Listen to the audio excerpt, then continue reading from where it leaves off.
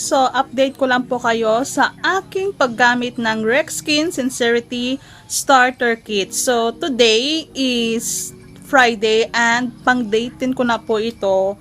So hindi pa po ako gumagamit ng morning routine ko now kasi gusto ko lang pong i-update kayo sa aking paggamit nga ng RYXSkin kung nag-effect ba sa akin. So since we have different types of skin naman, hindi naman tayo same na ilang days pa lang sa paggamit natin ng isang rejuvenating set na product, kukuha na agad yung mga pimple marks or yung mga pimples natin sa face. So, ipapakita ko lang po sa inyo yung pang day 10 ko. So, ito na po siya. So, kung napapansin nyo po, andyan pa rin yung mga pimple marks ko sa face ko. So, yung gusto ko lang talaga yung ma-achieve yung face ko, yung wala na po talagang mga bagong tubo sa face ko. Yung natira na lang kasi now, as of now, yung mga pimple marks ko dito sa side ng face ko at dito sa ibaba, dito rin sa side at sa itaas po sa may yes, dito. Mga maliliit na lang po yung natira.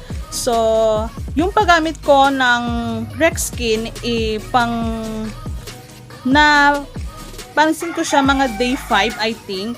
So, yung pamumula, yung paghapde ay for me is normal lang. Ewan ko sa ibang gumagamit din kung normal din ba. Since first time ko nga gumamit ng isang rejuvenating set, itong starter kit or yung RYXSkin.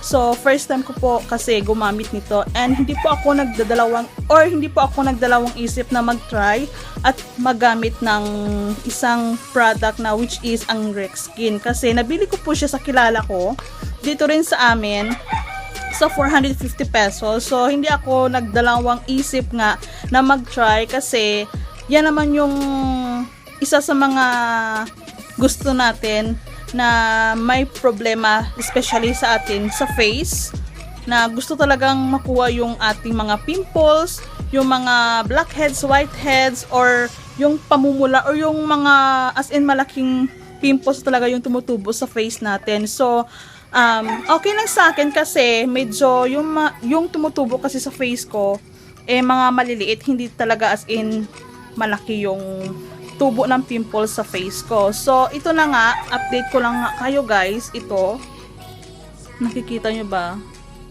So kung may nakikita kayo na mga itim dito sa side like ganito, so wag nyo pong pigsain kasi once na kunin nyo po yun yung itim, yung mga itim-itim, magiging ano po yan, magiging mga after 1 or 2 days, magiging peklat po yan or may something na magiging mark na yan sa pagpigsa mo. So yun yung ginawa ko nung ako ay merong mga ganito. So kinuha ko po yan at ito na yung mga resulta. So I know na relate din kayo dyan. So yun. And ipapakita ko po sa inyo yung iba pang mga pictures na nirecord ko or kinuha ko mismo ng pang day 1, day 2 until now para makita ko kung nag-effect ba or ano ba yung kaibahan since gumamit ako nga ng RYXSkin Sincerity Starter Kit. So, huwag ko na pong papatagalin pa dahil ipapakita ko na po sa inyo yung mga na-record ko, yung mga nakuha ko pong mga picture during sa paggamit nga ng RYXSkin Sincerity Starter Kit.